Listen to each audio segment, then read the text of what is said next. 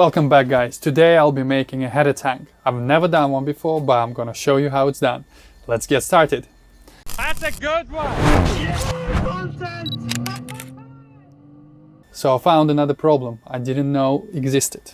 Basically, the existing header tank that I have, which is a sexy little thing like that, made by whoever is made by, I have no idea. The original location is somewhere here, obviously on a firewall, but that's where my turbo is going to be sitting, so we cannot have it there. So I was thinking, where can I put it? It doesn't fit. I could possibly put it on the other side, but it's going to be too far away for the pipe to run, and this is the pipe for the radiator. Hence what I've decided to do. So let me show you. Where is my measuring device? It's the same diameter. Oh, by the way, you remember when I said I cheated? I bought this. This was supposed to be for my intake manifold.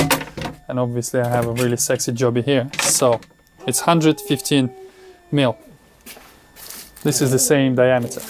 So what we're gonna do is we're gonna make a new header tank that is gonna sit in here. I reckon that's gonna be very neat.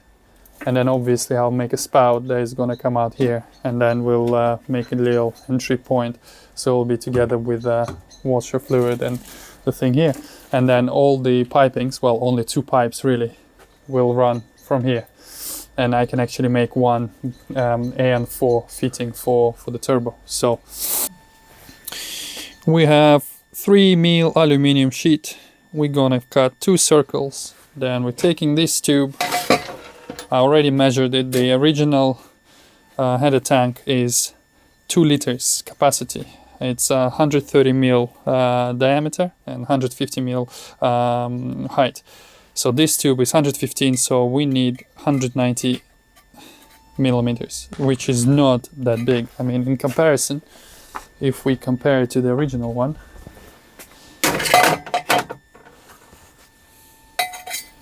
$190, that is marginal. So yeah, cut 2 circles, literally weld them on each side, so that becomes a tube. Then I have this little sexy race thing, and then it's gonna be like that. We just need a little angling thingy bob, and then 2 spouts. I mean, I really want to have something like this, but because it's going to be hidden under this scuffle panel, it's not going to be visible. And besides, a lot of the tanks I've seen, you don't need them. I mean, I've never used it. You literally just open this thing and you can actually see how much coolant you have. So let's get cracking. Can't wait till I'm under the tree. Light him up real good. Pack 'em in. Pack 'em in. Put that one right under the tree. Wait, wrap that one with ribbon. Santa likes it packed tight. I'm gonna show you something I'm quite proud of. Just finished it. Unfortunately, well, not fortunate, I'm getting tired. I wasn't filming a lot of it, so you probably missed lots of parts, but it's the end piece that is really important. Ta-da! My custom header tank. It's not the prettiest. Probably doesn't function as well as some of the off-the-shelf fabricated ones, but hey, it's mine. It's 100% DIY.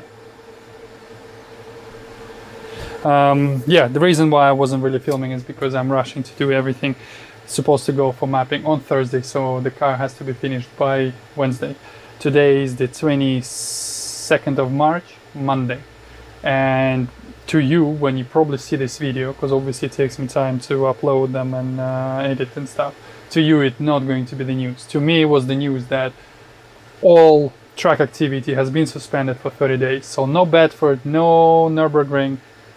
So I guess no reason for me to go to Liverpool for mapping. I can postpone it for a week or two. So yeah.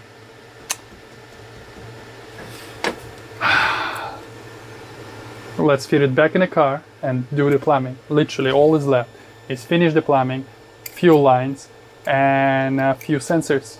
Yeah, the end is near. Do you want to know how to build a race car? Then don't forget to subscribe. Click that bell icon so you don't miss anything. Meanwhile. Alright, so now I need to figure out the position of the new shifter. We have this amazing jobby. Oh yeah, look at that.